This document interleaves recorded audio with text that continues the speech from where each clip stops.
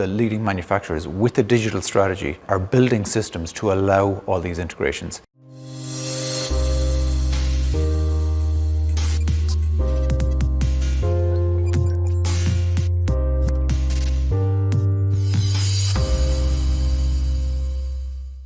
Hi folks, it's Greg Heaslip here in PlanDomino. So we've gone into lockdown for a second time here in Ireland.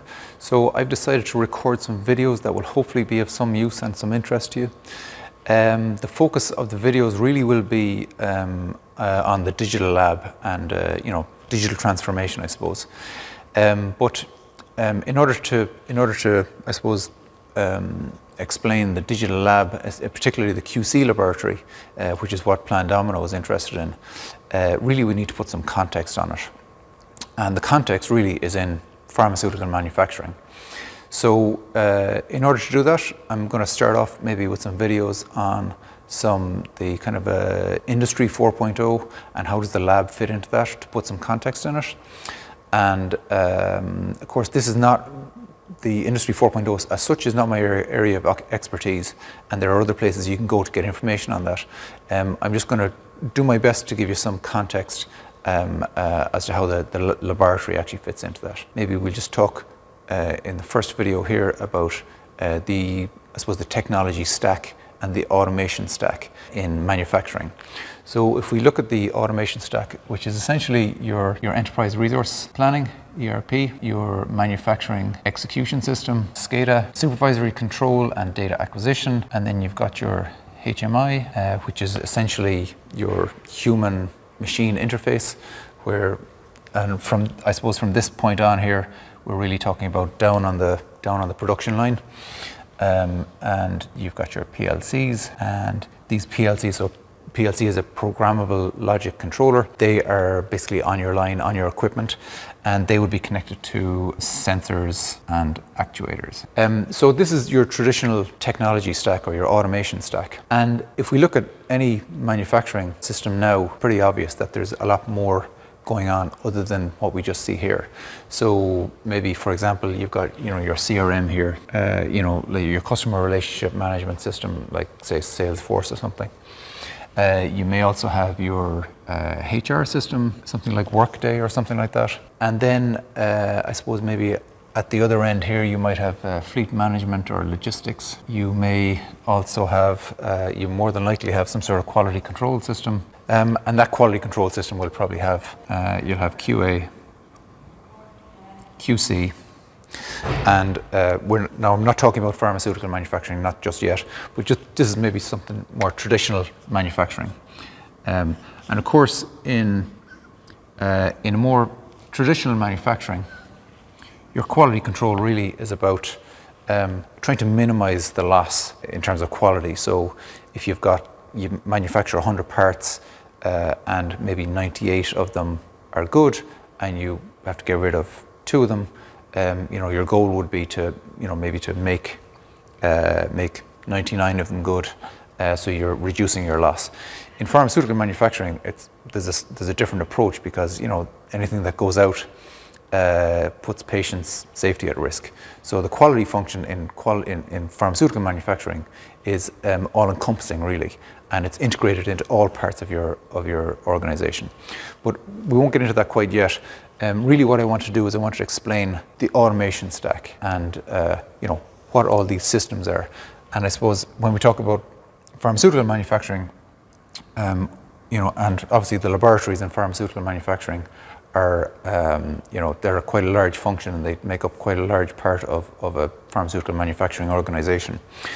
Usually we'd have something like LIMS and maybe something like deviations management, so something like maybe TrackWise or something like that. And there are other systems that are coming in now to kind of assist and to kind of automate a lot of the processes in labs. But let's just stick with this for the minute. So if we think about these systems in terms of lab or maybe manufacturing industry 3.0, the way this system works in terms of Industry 3.0 is that all these systems are either siloed. Most places probably have an ERP system, which is a digital ERP system. Not all places will have an MES, I would imagine most places have SCADA, HMI, PLC and all that. But maybe not necessarily MES. These may be paper-based systems. Now, if you're a manufacturer and you've gotten, and you're quite advanced, you probably have all of these are systems. You've got systems managing this. You've got, when I say systems, I mean IT systems managing these. And if you're even more advanced, what you've probably done is you've probably gone and you've probably integrated certainly your MES here. You probably integrated your SCADA with your HMI, and obviously your HMI and PLC. I think we can maybe take this as a given that that's probably going to be all one system integrated. Will you have integrated your ERP and your MES? Probably not. Maybe you have, but not. I don't think too many people have done that. Too many companies have done that. Are there any other integrations that may be going on here? You may have some integrations with your ERP system, here, with LIMS, potentially, but not necessarily. Okay, so there are not that many places have that. So if we look at these arrows here, these integrations, each of these arrows is we're in Europe, so they're in euros. In the US, it's dollars. But integrating all of these systems is very, very expensive. It takes a lot of engineering and man-hours, expensive man-hours to build these integrations.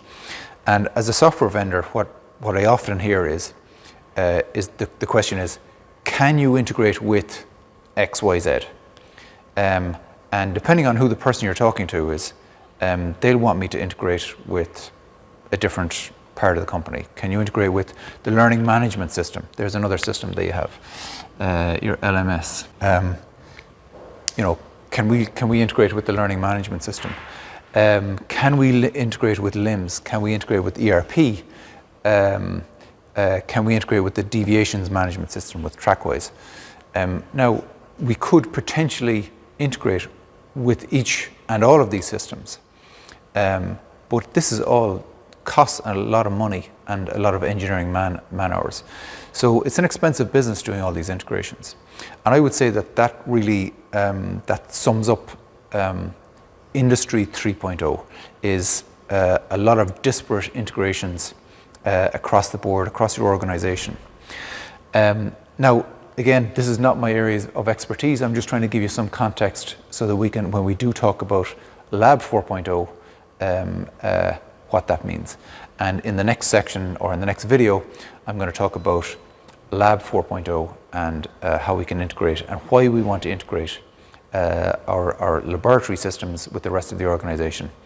And not only why we want to do that, but how exactly should that be done, and how does this fit into a digital strategy?